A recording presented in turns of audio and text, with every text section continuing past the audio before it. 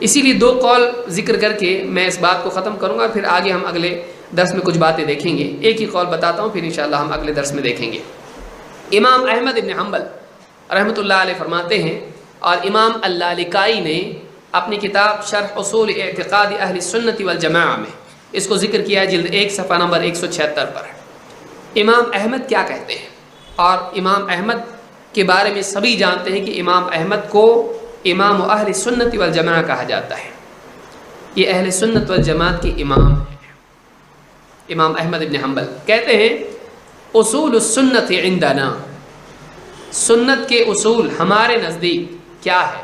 سنت کا اصول ہمارے نزدیک کیا ہے؟ اصول السنت عندنا التمسک، کتابی شروع اس سے کی ہے، امام احمد نے کتابی سے شروع کی ہے، کہا ہمارے نزدیک سنت کا بنیادی اصول یہ ہے التمسک بما کان علیہ اصحاب رسول اللہ صلی اللہ علیہ وسلم والاقتداء بہم وترک الابتداع۔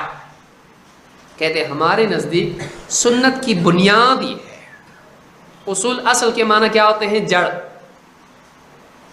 الم تروا کیف ضرب اللہ مثلا کلمۃ طیبہ اصلها ثابت کشجرۃ طیبہ اصلها ثابت وفرعها فی السماء۔ اصل کے معنی جڑ ہوتے ہیں، فرع کے معنی شاخیں ہوتی ہیں۔ اصل، سنت کی اصل، جڑ، بنیاد کیا ہے ہمارے نزدیک؟ التمسک بما کان علیہ اصحاب رسول اللہ صلی اللہ علیہ وسلم، جس چیز پر رسول اللہ صلی اللہ علیہ وسلم کے صحابہ تھے اس کو مضبوطی سے پکڑے رہنا، سنت کی اصل ہمارے نزدیک یہ ہے۔ والاقتداء بہم، اور ان کی اقتداء کرنا، ان کی پیروی کرنا، وترک البدع، اور بدعتوں کو چھوڑ دینا۔ ہمارے نزدیک سنت کی اصل یہ ہے، جب تک کہ صحابہ کا فہم نہ لے سنت کی صحیح معنوں میں پیروی نہیں کر سکتا ہے، کئی معاملات میں گمراہ ہو جائے گا۔ سنت سمجھ کے عمل کرے گا حدیث پر، لیکن وہ حدیث وہ معنی نہیں دے گی، وہ آیت وہ مطلب نہیں نکلے گا۔ اسی لیے خوارج نے کیا کیا؟ حضرت علی کو کافر قرار دیا۔ آیت کیا؟ وَمَن لَّمْ يَحْكُم بِمَا أَنزَلَ اللَّهُ فَأُولَٰئِكَ هُمُ الْكَافِرُونَ، جو اللہ کے نازل کیے ہوئے کے مطابق فیصلہ نہ کریں یہ کافر ہیں۔ کہا کہ حضرت علی نے کیا رائے دی تھی؟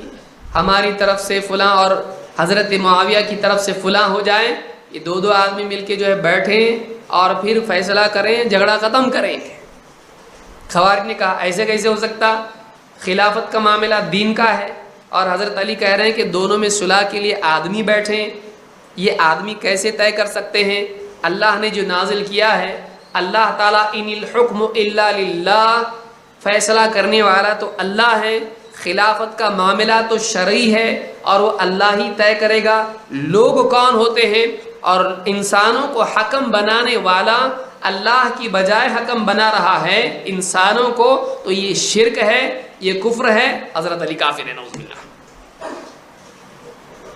حضرت علی کو کافر، اور حضرت معاویہ کو بھی۔ سوچیے، آیت سے استدلال کر کے صحابی کو اگر یہ اصول آپ رکھیں، بھئی قرآن میں ہے نا، تو پھر تو خوارج صحیح ہو جاتے ہیں۔ آپ ان کو غلط بتانے کی وجہ آپ کے پاس کیا ہے؟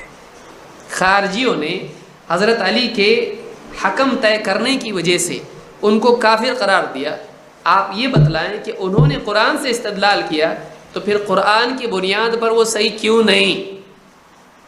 قرآن پہ چل رہے نا؟ نہیں، کیوں؟ اس لیے کہ صحابہ کا فہم انہوں نے نہیں لیا۔ ابن عباس ان کے پاس گئے، کہا کیوں؟ قرآن میں اللہ نے نہیں کہا بیوی شوہر میں جھگڑا ہو تو حکم من اہلی و حکم من اہلیہا؟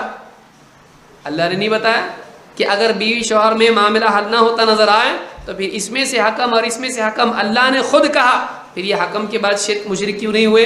ابن عباس اس آیت کو سمجھے، قرآن کا صحیح فہم ان کے پاس ہے، ان کے پاس کچھ بھی نہیں ہے۔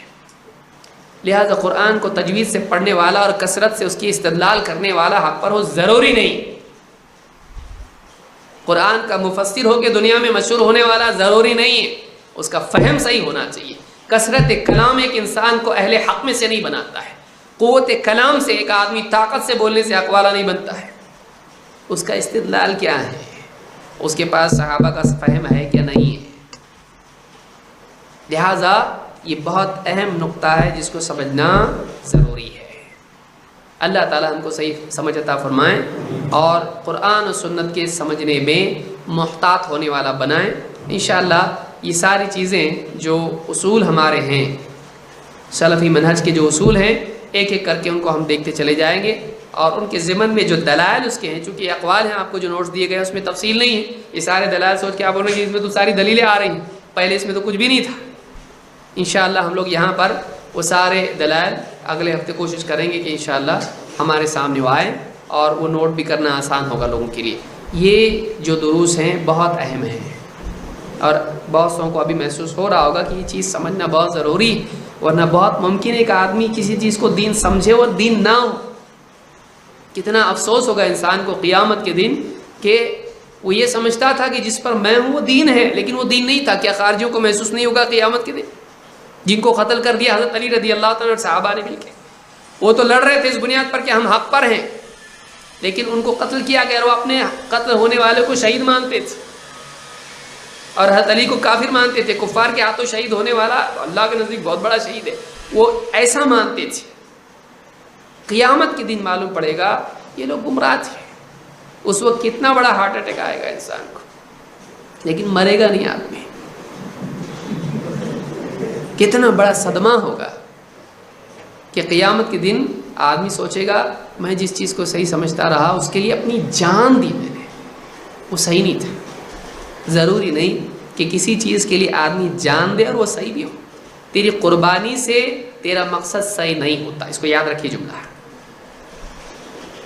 کتنی بڑی قربانی دیا تو تیری قربانی دینے سے وہ صحیح نہیں ہوا۔ قربانی اپنی جگہ، مقصد صحیح ہونا چاہیے۔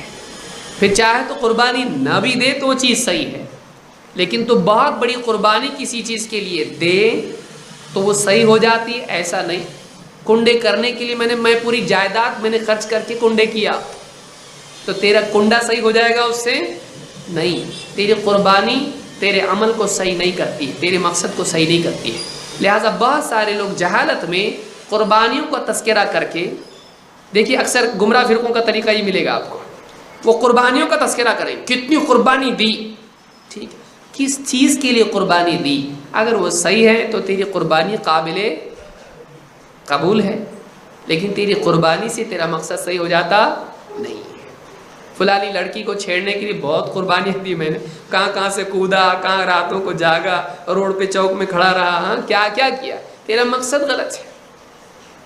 مقصد صحیح ہونا چاہیے، اس کے لیے تو قربانیاں کتنی دے گا، تیری قربانیوں کی کوئی قیمت نہیں ہے اگر تیرا مقصد صحیح نہیں ہے۔ وسائل یہ بہت اہم ہے، محض مقاصد کافی نہیں ہے، اور صرف قربانیاں کافی نہیں ہیں۔ ایک انسان کے لیے صحیح چیز کے لیے قربانی دینا ضروری ہے، اسی کے ساتھ صحیح طریقے سے قربانی دینا بھی ضروری ہے۔ اس کو ہم انشاءاللہ اگلے دروس میں سمجھیں گے، ایک ایک کر کے ایک ایک نقطہ ہم دیکھیں گے جس میں سے ہر چیز بہت اہم ہے۔ اللہ تعالی ہم سب کو دین کی صحیح سمجھتا فرمائیں۔ اقول ھذا واستغفر اللہ لی ولکم۔